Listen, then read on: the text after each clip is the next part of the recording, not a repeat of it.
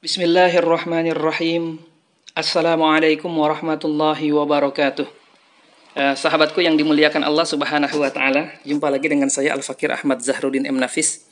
Pada kesempatan kali ini kita akan membahas tema tentang bagaimana hukum mengeraskan suara dengan kalimat zikir ketika sedang mengantar jenazah atau mengiringi jenazah. Bagaimana hukumnya? Dan ini yang akan kita bahas pada video kita kali ini.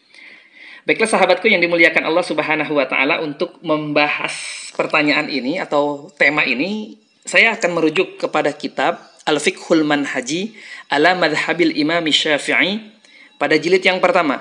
Ini karya kolektif, ini karya Ad-Duktur Mustafa Al-Khin, Ad-Duktur Mustafa Al-Bugha, dan Syekh Ali Asy-Syarbaji. Nah, kitab yang saya gunakan ini adalah cetakan Darul Qalam, Damsyik Syria. Tepatnya yang akan kita bahas itu pada halaman yang ke-260. Nah, itu yang nomor 3. Yang nomor 3 ya. Yang nomor 3 bisa dilihat. Atau saya, nih yang di pensil saya nih. Yang nomor 3 nih. Nah, ini yang akan kita bahas pada pertemuan kali ini. Bismillahirrahmanirrahim.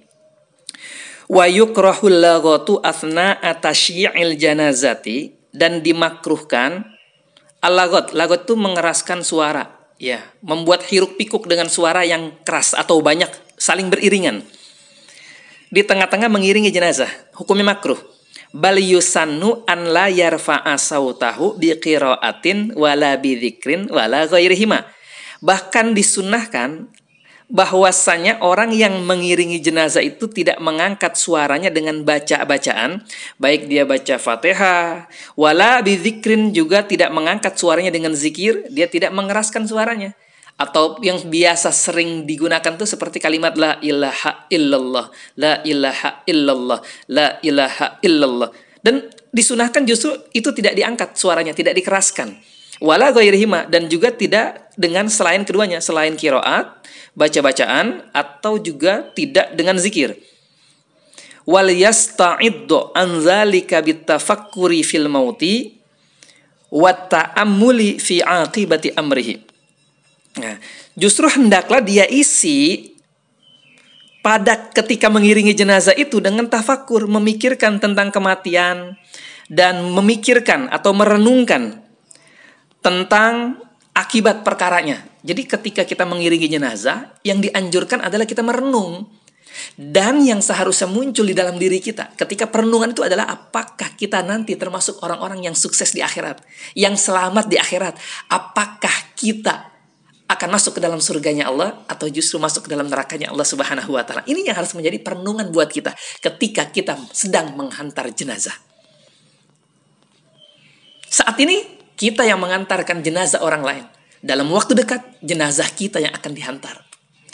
Saat ini kita yang akan mengubur saudara kita. Tapi dalam waktu dekat, jenazah kita, sosok tubuh kita yang akan dikuburkan.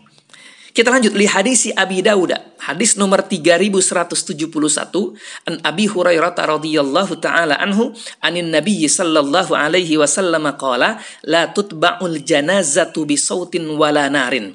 Karena sumbernya hadis yang diriwayatkan oleh Imam Abi Dawud, nomor hadis yang ke-3171, dari sahabat Abi Hurairah radhiyallahu taala an, dari baginda Nabi sallallahu alaihi wasallam, beliau bersabda, tidak boleh diiringi jenazah itu dengan suara dan juga dengan api.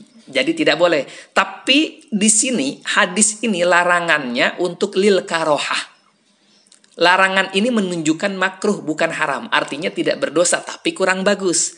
Saya simpulkan daripada pembahasan ini bahwasanya hukum mengeraskan suara zikir, suara qiraat, baca-bacaan yang lain ketika sedang mengiringi jenazah, hukumnya makruh. Yang bagus bagaimana? Yang bagus itu kita gunakan untuk melakukan perenungan, tafakur tentang perjalanan hidup kita dan bagaimana nanti kita wafatnya. Apakah kita termasuk orang yang sukses di akhirat, yang selamat di akhirat, atau justru kita menjadi pribadi-pribadi yang celaka di akhirat kelak. Ini yang harus menjadi bahan renungan buat kita bersama. Semoga bermanfaat. Wassalamualaikum warahmatullahi wabarakatuh.